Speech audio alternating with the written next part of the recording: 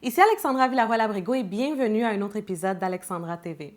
Aujourd'hui, c'est la Journée internationale de la femme. Alors pour toutes les femmes et toutes les jeunes filles qui sont en train de visionner la vidéo d'aujourd'hui, je vous souhaite de profiter de cette magnifique journée qui vous est destinée. Mais non seulement bien sûr de cette journée, parce qu'à tous les jours, ça devrait être la Journée internationale de la femme. Aujourd'hui, c'est une journée vraiment pour célébrer les femmes. Mais non seulement ça, je trouve que le plus important vraiment, c'est que ça devrait être une journée où en tant que femme, on se réunit ensemble et on parle de tous les problèmes qu'il y a à travers le monde aujourd'hui, surtout quand ça vient à l'inégalité de la femme, à l'hypersexualisation, au sexisme et tous ces problèmes qui font que, malheureusement, les femmes à travers le monde ne sont pas toutes libres. Alors justement, pour faire ça, aujourd'hui, j'ai décidé de me réunir avec d'autres magnifiques YouTubers qui, elles aussi, ont leur canal YouTube. Alors je vous présente aujourd'hui, bien sûr, il y a Cynthia, il y a Camille, il y a Joliane. Alors, rapidement, si vous pouvez nous dire un peu pour tout le monde qui est en train de regarder, qu'est-ce que vous faites, qui vous êtes, alors ça, juste une petite introduction rapide. OK. Alors, moi, c'est Cynthia Duluth. J'ai ma chaîne YouTube du même nom, mon blog Maquillage Cynthia et je suis maquilleuse. Parfait. Pour toi, Camille? Dans la même ordre d'idée, je suis Camille, de la chaîne Cam Grande Brune, une chaîne beauté, vlog, ça se résume pas mal à ça.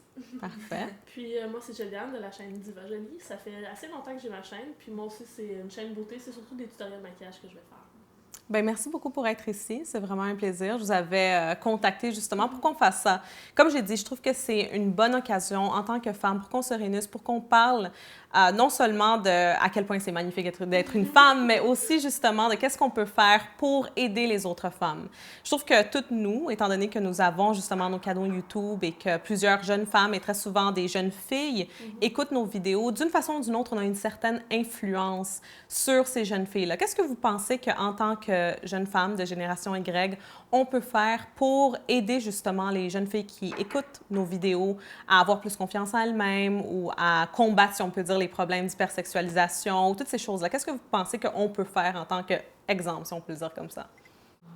Bonne question. Faire des vidéos! Ben, justement, déjà en faisant un choix au niveau de notre contenu, Ouais.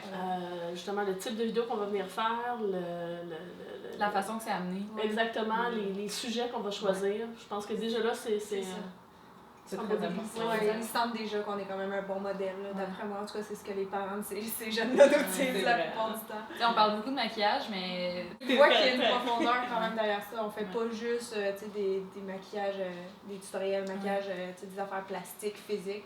Ben, je pense, toi tu fais des vlogs, toi aussi. Fait on en fait tout un peu, fait qu'ils voient quand même notre façon d'être, notre personnalité à travers ça. ça, il voit qu'il faut prendre ça avec légèreté, dans le fond. Ouais. C'est pas juste ça la vie.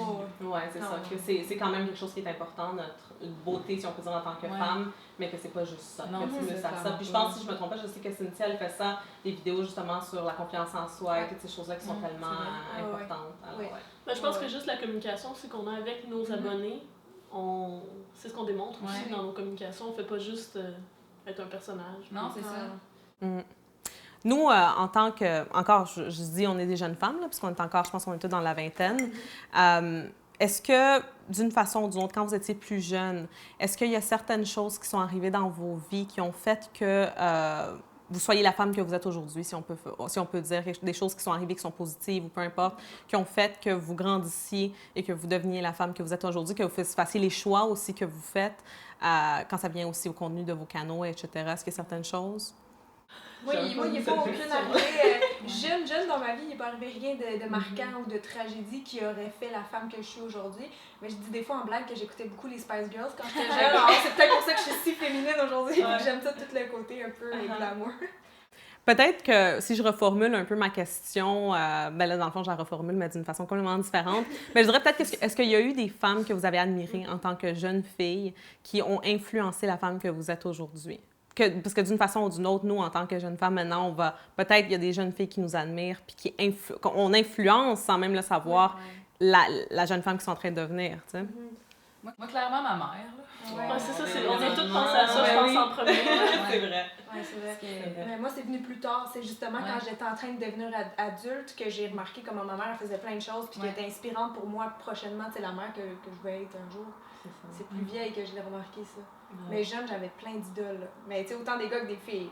Fait que les filles, tu sais, il y avait Emma Watson parce que j'ai toujours aimé Harry Potter. Puis quand je vois son parcours aujourd'hui, puis où est-ce qu'elle est rendue, elle est dans le Elle Québec ce mois-ci parce que tout le monde dit qu'elle est rendue comme féministe. Puis elle a fait bien des choses, là, son discours à l'ONU, puis tout ça. Fait qu'elle a un beau parcours qui m'inspire encore aujourd'hui. Fait que ça, je suis contente parce que c'est une des rares enfants vedettes qui a bien vieilli. Puis c'est encore un modèle aujourd'hui. Parce que quand j'étais jeune, c'était Britney Spears là, qui pognait, puis tu sais, moins bien virée. Côté modèle, c'est pas optimal. La sexualisation, là, c'est en plein ça. Mais justement, on avait toutes ces femmes-là qui étaient très, très, très osées. Puis, veux pas, moi, c'était le style de musique que j'écoutais, moi, Christina Aguilera, tout ça. Mais je suis contente parce que mes parents, ma mère, mon père, on va aller chercher le papa aussi là-dedans, ils m'ont donné assez d'esprit critique pour, oui, être influencée par ces femmes-là, mais en même temps, de pas nécessairement... Tu peux baigner là-dedans sans être nécessairement influencé par le puis style. l'appliquer dans ta vie, c'est ça. C'est sûr qu'étant plus jeune, on a tous nos passes où on voulait montrer notre bédaine, tout ça. Les chandails à bédaine, ben oui, c'est vrai. Puis justement, en parlant de tout ça, est-ce que vous sentez qu'en ce moment, dans la société dans laquelle on vit, en 2015 vraiment, est-ce que la société a une influence, bien, je pense qu'on sait tous la réponse là, déjà, mais est-ce que la société a une influence sur les femmes d'aujourd'hui? Quel genre d'influence que la société, elle a? Donc, c'est quoi que la société est en train de faire aux femmes d'aujourd'hui, puis au côté féminin, si on peut dire, du monde? J'ai l'impression que ça s'améliore, là, ça, comme de jour en jour, pratiquement. Là. Qu'est-ce que tu veux dire par là? J'ai l'impression que on parle vraiment beaucoup plus d'avoir un esprit critique justement par rapport à tout.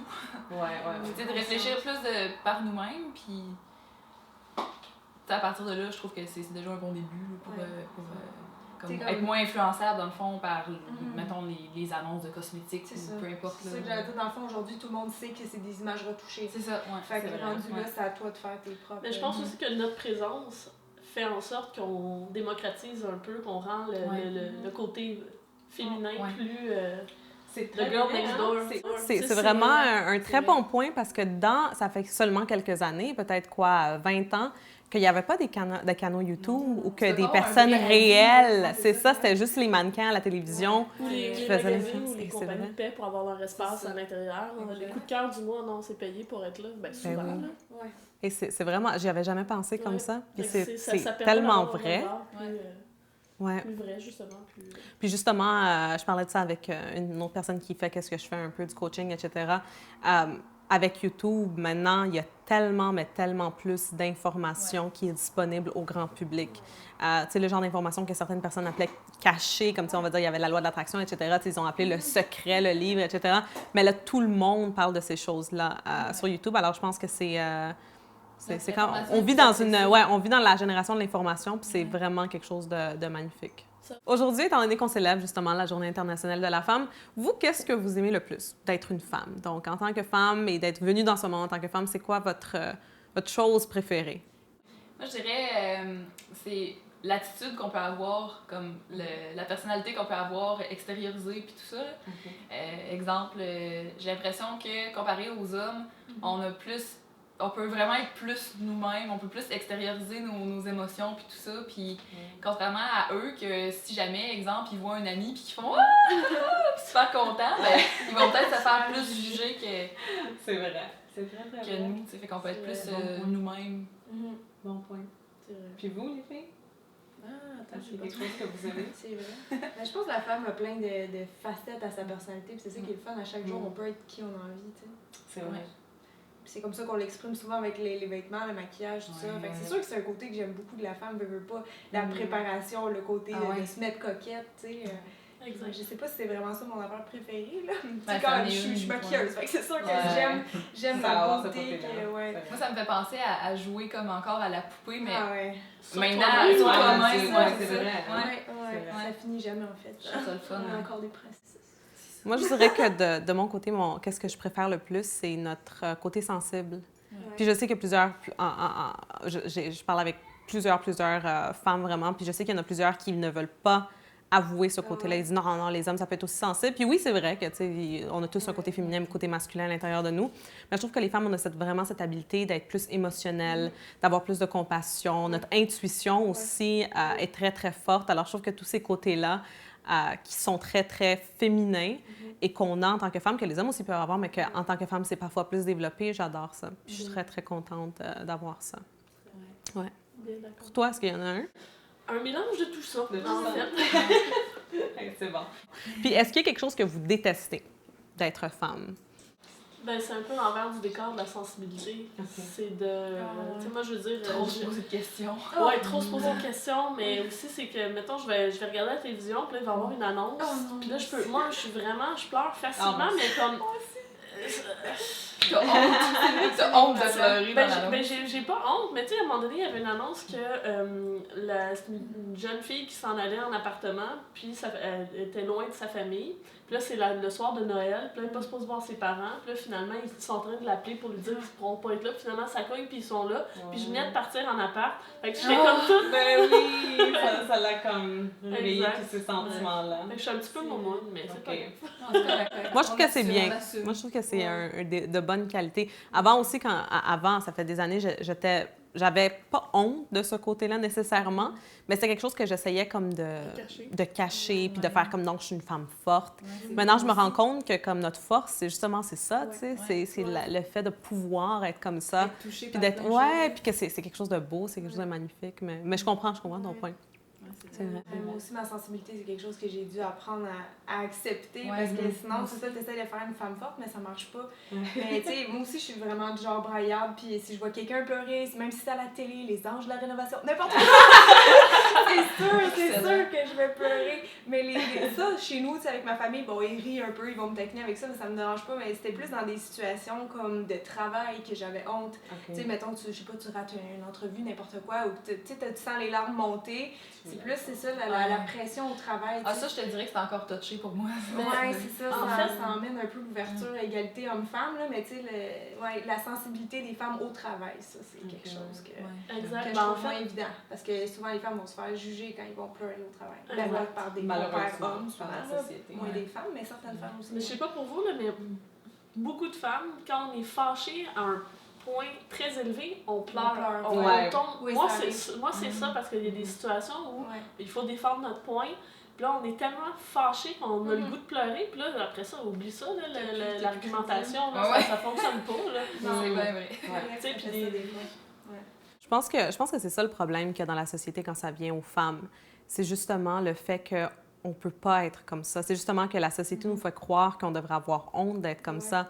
Puis je pense que quand ça vient au féminisme et tout ça, c'est justement ça c'est ce point-là qu'on devrait soulever, le point que on vit dans un monde tellement dominé par la masculinité, par le côté masculin, qui est quand même un bon côté. C'est bon parce que justement, les hommes et les femmes, on a ces deux côtés-là, l'énergie masculine puis l'énergie féminine, mais on vit dans un monde qui est tellement dominé par ce côté masculin que ça fait que c'est ça l'affaire forte, la compétition, la force, toutes ces choses-là, ça fait qu'en tant que femme, on sent qu'on a honte de montrer ces choses-là, que d'une manière ou d'une autre, c'est naturel. T'sais, on se dit, on essaye de l'empêcher, mais ça nous vient tout seul. Ça me fait penser que même dans le féminisme, j'ai l'impression que ce qu'ils veulent qu'on soit, c'est d'être des femmes fortes. Puis plus comme pourquoi? masculin. C'est ça, pourquoi? Parce que c'est pas ça qu'on est. Pourquoi on pourrait pas juste être fiers d'être des femmes fortes, oui, mais comme sentimentales puis qui pleurent à rien. C'est ça, exact. Non, mais qui a dit justement que la force, c'est pas ça? Ben, c'est ça. C'est ça le problème. Ça veut dire que quelque part dans l'histoire du monde, il y a eu les hommes qui étaient plus au pouvoir, qui ont dit non, c'est ça la force, mais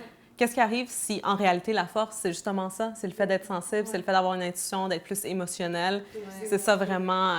Et justement, dans la société dans laquelle on vit aujourd'hui, qu'est-ce que vous pensez que nous, en tant que femmes, on peut apporter à cette société? Et ça, bien sûr, sans rabaisser l'homme. Juste, nous, en tant que femmes, qu'est-ce que vous pensez qu'on peut apporter de plus?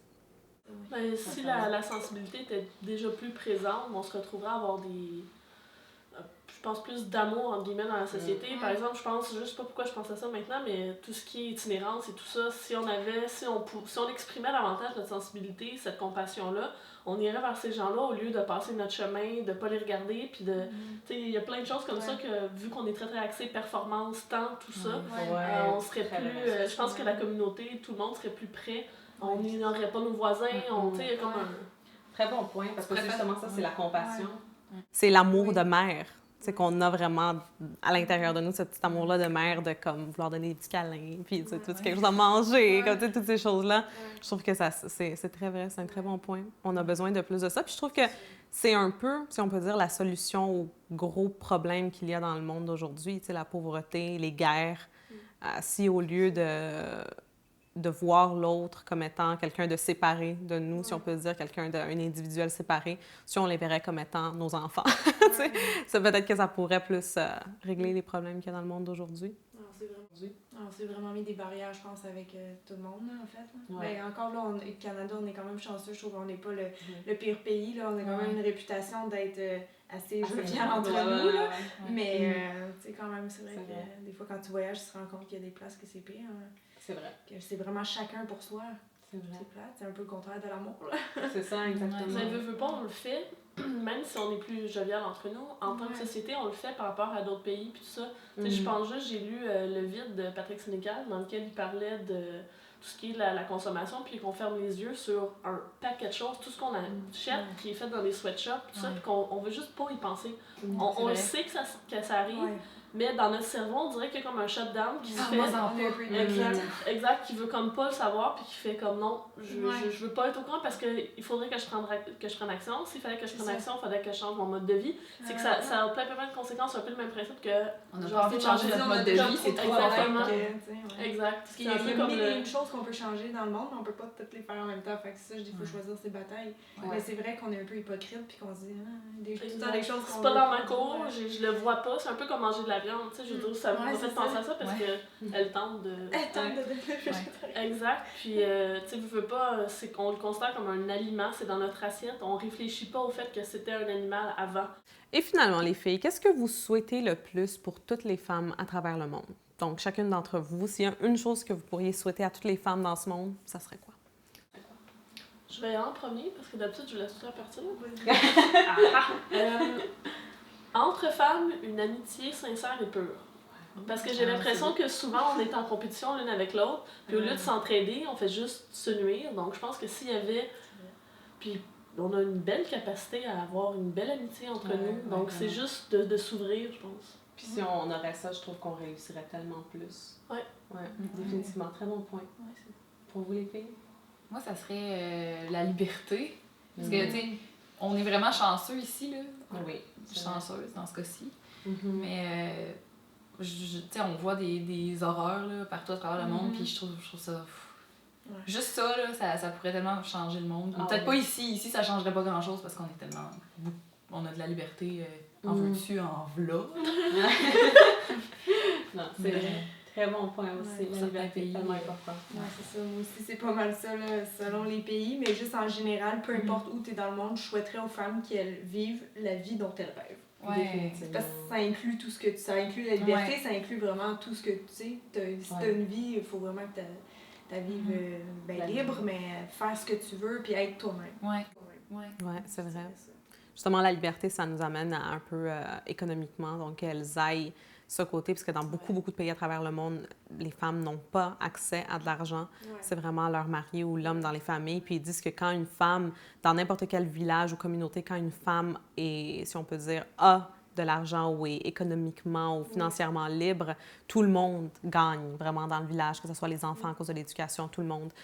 Moi, je dirais de mon côté, qu'est-ce que je souhaiterais à toutes les femmes à travers le monde, ça serait la confiance en elles-mêmes, parce que je trouve que de là part tout. C'est de là vraiment le moment que tu as de la confiance puis que tu crois en toi-même, tu crois en tes rêves. À partir de là, tu peux te battre pour ta liberté. C'est ça, exactement.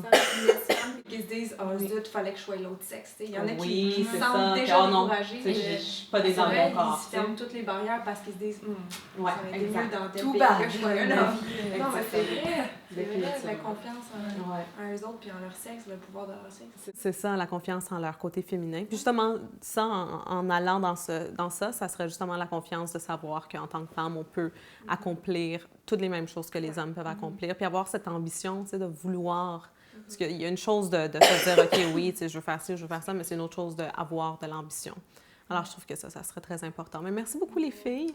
Merci. C'était très gentil d'être ici. Je suis très contente qu'on ait eu cette discussion. J'espère que ça a aidé, si je peux dire, ou a permis à d'autres jeunes femmes qui sont en train d'écouter la vidéo d'aujourd'hui de vouloir foncer de l'avant, de ne pas avoir honte d'être une femme, puis de vraiment être heureuse, justement, d'être née femme dans ce monde.